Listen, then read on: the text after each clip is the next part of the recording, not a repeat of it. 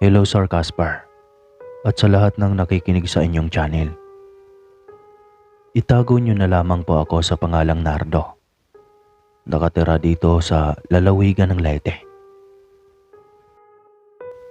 Nais ko lang pong ibahagi sa inyo ang aking karanasan tungkol sa isang nilalang na hindi ko inaasahang mismo ang sarili ko ang makakatuklas nito.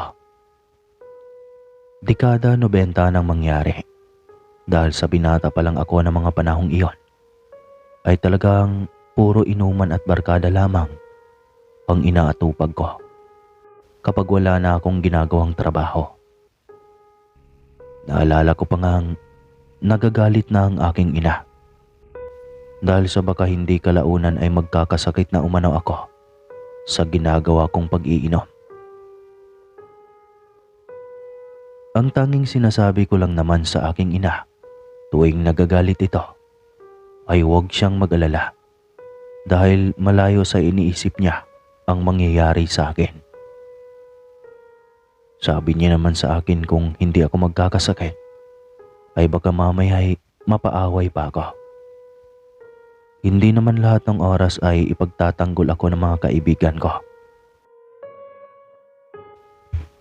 Dahil nga sa katigasan ng ulo ko ay wala nang nagawa ang aking ina. Marahil ay nananawa na siya sa kakatalak sa akin.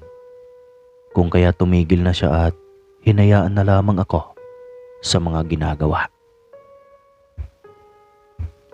Isang araw noon, kasalukuyang nakatambay kaming magkakaibigang sina Jonre at Victor. Nang ayain kami ng kaibigan naming si Alex na mag-inuman. Kakatanggap lang daw kasi ng sahod niya, kaya't mag-inuman raw kami. Tinanong ko siya kung hindi ba magagalit ang nanay niya. Baka kasi mamaya ay mapagalitan na naman kami, tulad ng nakaraan. Huwag kayong mag-alala tol, ako ang bahala kay nanay. Bigyan ko lang ng pera yon, tatahimik na yon. Nakangising wika pa ni Alex. Sabi mo yan ha, baka mamaya alam mo na. Kapag nasa kasarapan na tayo ng inuman bigla na lamang tayong sermonan ng nanay mo. Sigundang wika pa ni Jonre. Sus, wala ba kayong tiwala sa akin? Ako nga ang bahala sa inyo Tsaka huwag kayong mag-alala. Sinasabi ko sa inyong hindi nga magagalit si nanay. Dumating kasi ang tiyuhin kong si Tio Canor, kaya mahihiyang magtatalak yon. Paniguradong wika niya. O sige, call kami dyan. Paano mamaya, punta kami niya na Victor at Jonre sa bahay mo ha? Wika ko kay Alex. Bali mga kaswang, taga-Karatig Purok po ang kaibigan naming si Alex. Hindi ko na po babanggitin ang pangalan ng purok kung saan nakatira ang kaibigan kong ito. Noong kinahaponan nga ay hindi na ako nagpaalam pa sa aking mga magulang na pumunta sa bahay ng kaibigan ko.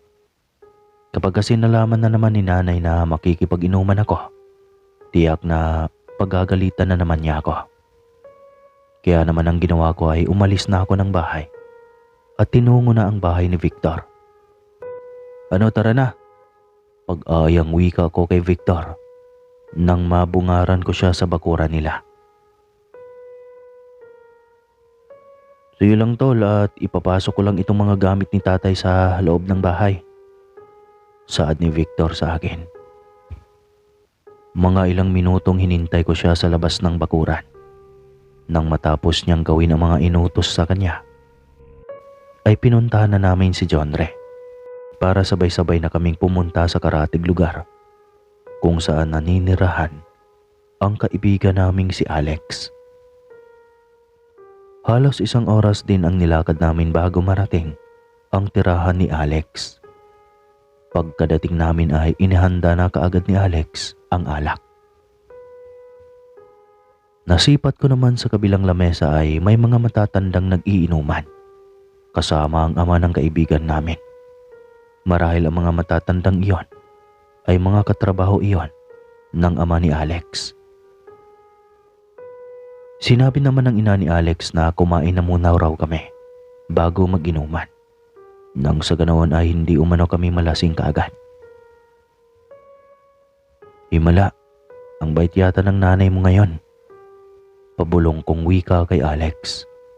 Sabi niya namang malaki-laki kasi ang sinahod niya. Kaya't malaki ang naibigay niyang pera sa nanay niya. Kaya ganoon na lamang kasaya ang kanyang ina. Kaya naman pala, mahinang bulalas kong sambit.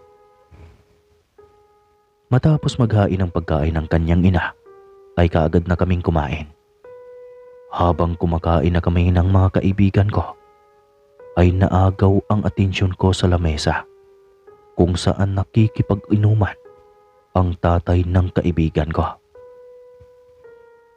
Napansin ko kasing ang isa sa mga matandang kainuman ni Mang Oscar ay hindi maalis-alis ang titig nito sa tiyan ng kapatid ng kaibigan ko na sa kasalukuyang panahong iyon ay buntis ng 6 na buwan.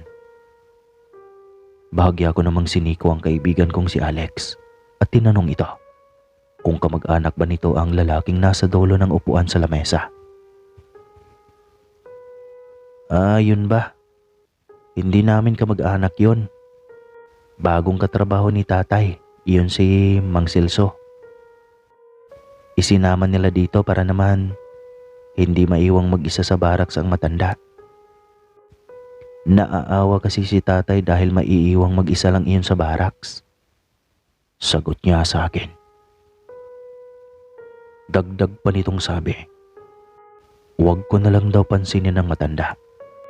Dahil maging siya man ay kanina pa rin niya napapansin yung panay tingin sa kanyang kapatid. O baka naman may anak ring buntis ang matandang iyon. Siguro naalala niya sa kapatid mo ang anak niya.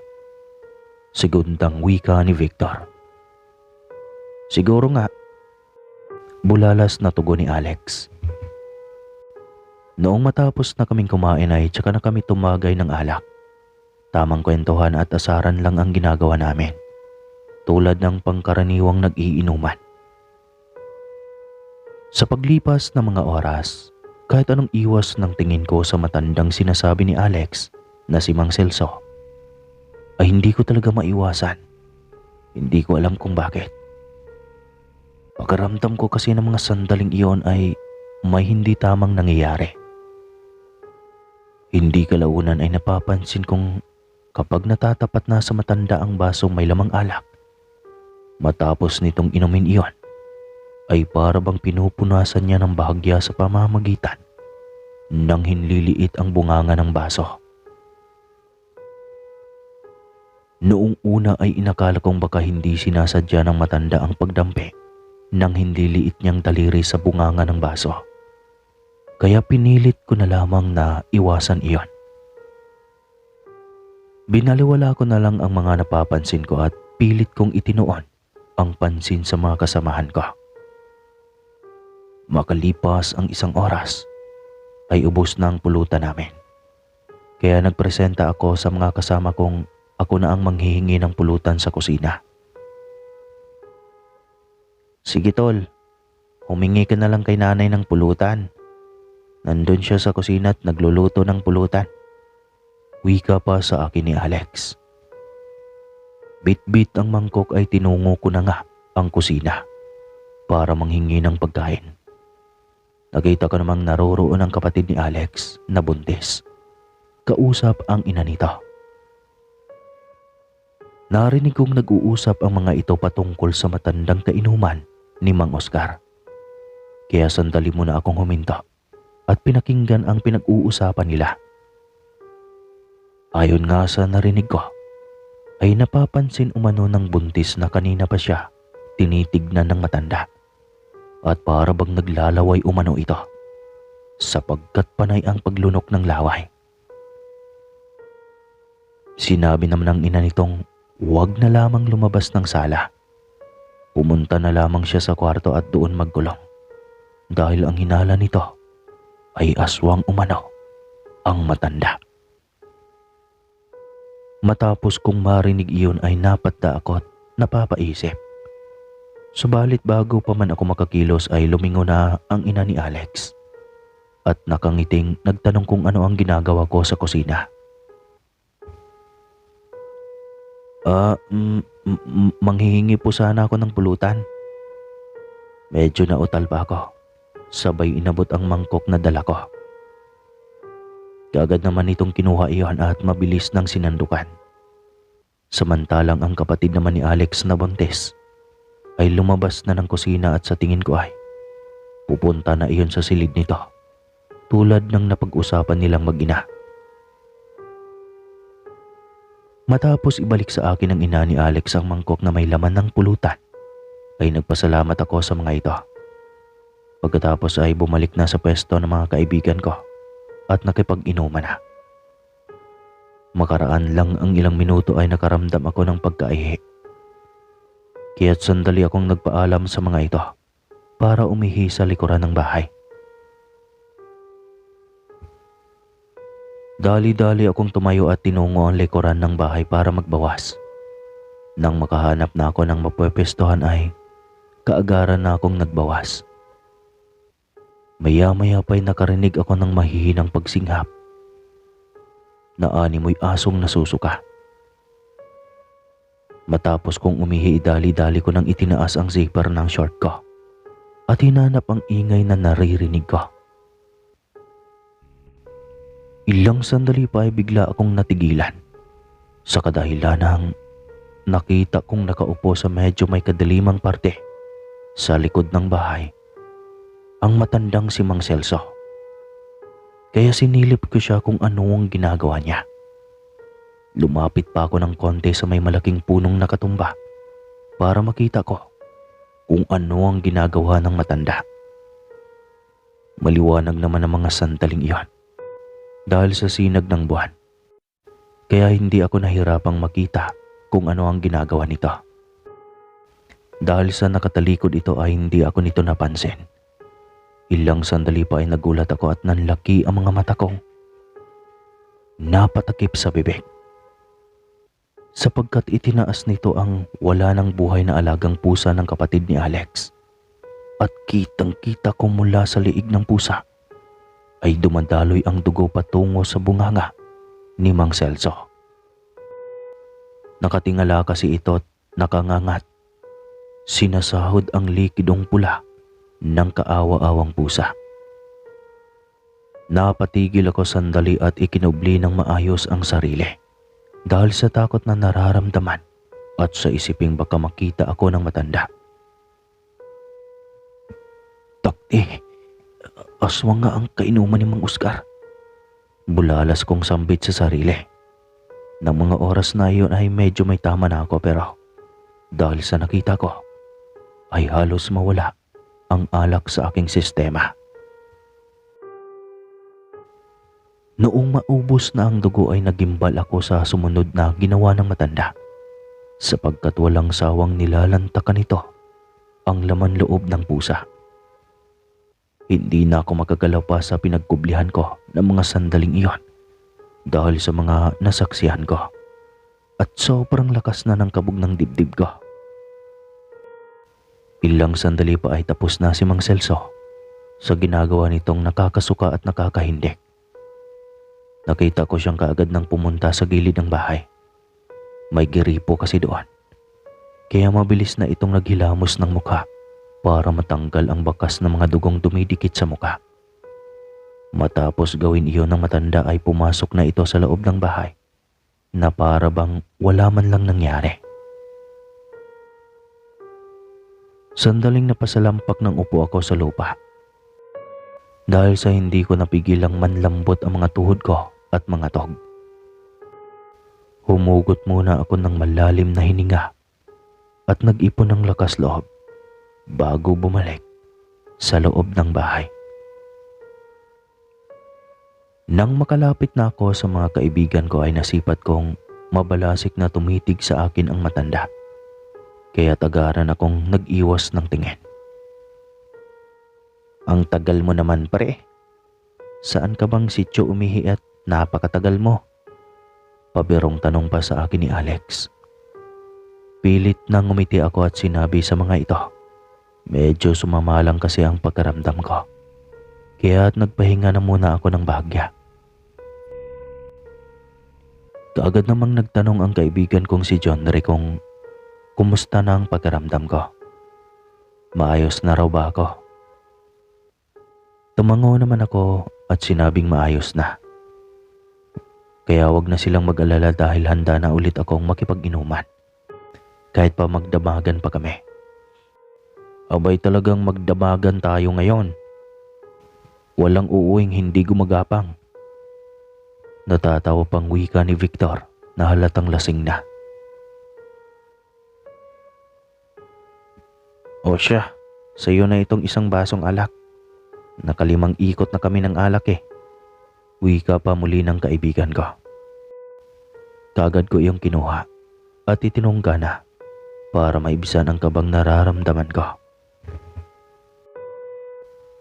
Habang nag-iinuman na nga kami, ay inisip ko kung sasabihin ko ba sa kanila ang tungkol sa mga nakita ko kanina. Kapag kasi sinabi ko sa kanila ang nakita ko ay alam kong walang maniniwala sa akin dahil hindi naman nila nakita ang nasaksihan ko. Lumipas sa mga oras ay hindi na talaga ako mapalagay. Kaya naman nagpaalam muna ako sa mga kaibigan kong lalabas at nagkunwaring iihi. Pero ang totoo ay nais ko lang talagang makalanghap ng hangin. At isiping mabuti kung dapat ko bang sabihin sa kanila ang nakita ko. Alam kong nakita mo ako. Alam kong nakita mo ang ginawa ko kanina. Bakit hindi mo sabihin sa kanila? Untag na wika ng matanda sa matigas na boses. Nagulat naman ako at napatingin sa matandang hindi ko inaasahang naroroon na pala ito sa likuran ko. Hindi ko napansing sumunod pala ito sa aking lumabas ng bahay. Mas natakot pa ako nang masilayan ko ang mga mata nitong namumulat, nagbabaga, at mabalasik na nakatingin sa akin. Hindi ako makagalaw at para akong napako sa kinatatiwaan ko ng mga sandaling iyon. Habang garalgal na itong pabulong na nagsalita. Nababasa ko ang isip mo, bata. Kaya kung ako sa'yo ay manahimik ka na lang kung ayaw mong magtagulo dito. Garalgal na saad nito sa akin. Dagdag pang sabi nito ay alam niyang iniisip ko kung isa ba siyang aswang. At oo ang sagot niya. Isa siyang aswang. Nabibilang siya sa mga lahing awok. Ngunit kung iniisip kong masama sila ay isa iyong malaking pagkakamali. Dagdag pa nitong sabi. Hindi lahat ng awok ay masama. Meron ding mga mabubuting tulad niya at namumuhay lang ng tahimik. Katulad ng mga tao ay gusto rin nilang mamuhay ng normal. Kumakain din sila ng mga pagkain katulad ng kinakain ng normal na tao. Alam rin ng matandang mula pagdating ko kanina ay palihim ko na siyang pinagmamasdan at pinapakiramdaman. Sa kadahilan ng mas malakas ang kanilang pagkaramdam kaysa sa normal na tao. Pero ano yung nakita ko kanina? Iininom mo ang dugo at kumain ka ng hilaw na karne. Kinakabahang tanong ko sa matanda. Sa isang kurap lang ng mga mata ko ay bumalik na sa normal, nakaanyuan ang matanda. Naging maamo na ang kanyang itsura, kaya nabawasan ang kabang nararamdaman ko at napahinga ako ng malalim. Ayun ba? Normal na sa aming mga awok iyon. Dahil sa hindi ako kumakain ng tao ay mga hayop ang kinakain ko. At kaya mo ako nakita kaninang kinakain iyon. Sapagkat natakam ako sa sanggol na nasa sinapupunan ng buntis na kapatid ng kaibigan mo. Naaamoy ko kasing mabango ang sanggol na nasa sinapupunan nito. At kapag hindi maibsan ang pagkatakam ko ay baka hindi ko mapigilan ang sarili ko. Mahabang paliwanag ng matanda.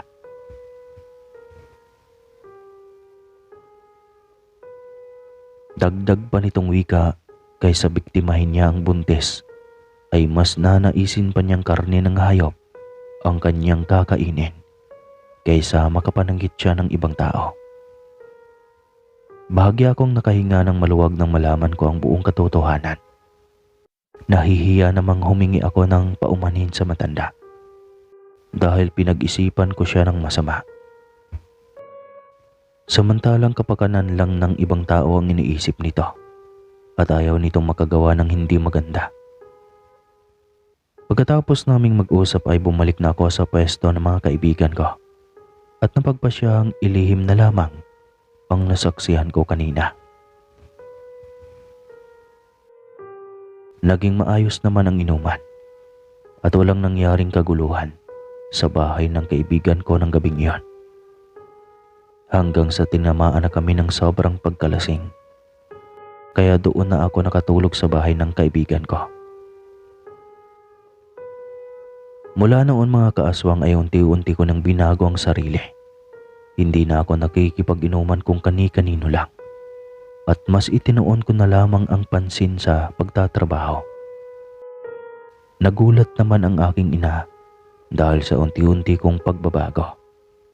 Minsan pa nga ay biniro ako nitong mukhang nilalagnat umano ako dahil hindi na ako laman ng inuman palagi. Sinabi ko na lamang sa kanyang kailangan ko ng magbagong buhay at baka mamaya ay magkakatotoo ang mga sinasabi niyang magkasakit ako. Mahirap na at napakabata ko pa. Natawa naman ang aking ama at sinabing tama lang ang ginagawa ko dahil hindi sa lahat ng oras ay malakas ang pangangatawa ng tao. Simula rin ng gabing makita ko ang matanda mga kaaswang ay hindi ko na muli pa itong nakitang sumama sa bahay ng kaibigan ko. Kapag nag-iinuman ng kanyang ama at mga katrabaho nito ay wala na ito. Noong itinanong ko naman kung nasaan na si Mang Celso, ay sinabi ng ama ni Alex na umalis na sa trabaho ang matanda. 1 linggo lang raw ang itinagal nito sa trabaho. At gaya po ng dati ay pansamantala kong tatapusin ang kwentong ito kasi tapos na. Hanggang dito na lang po ang aking kwento mga kaaswang. Maraming salamat po sa lahat ng nakikinig ngayon at walang humpay na sumusuporta. Marami ding salamat sa lahat ng nag-subscribe. Muli po, ako po si Nardo ng Lalawigan ng Leyte. Ingat mga kawakwak.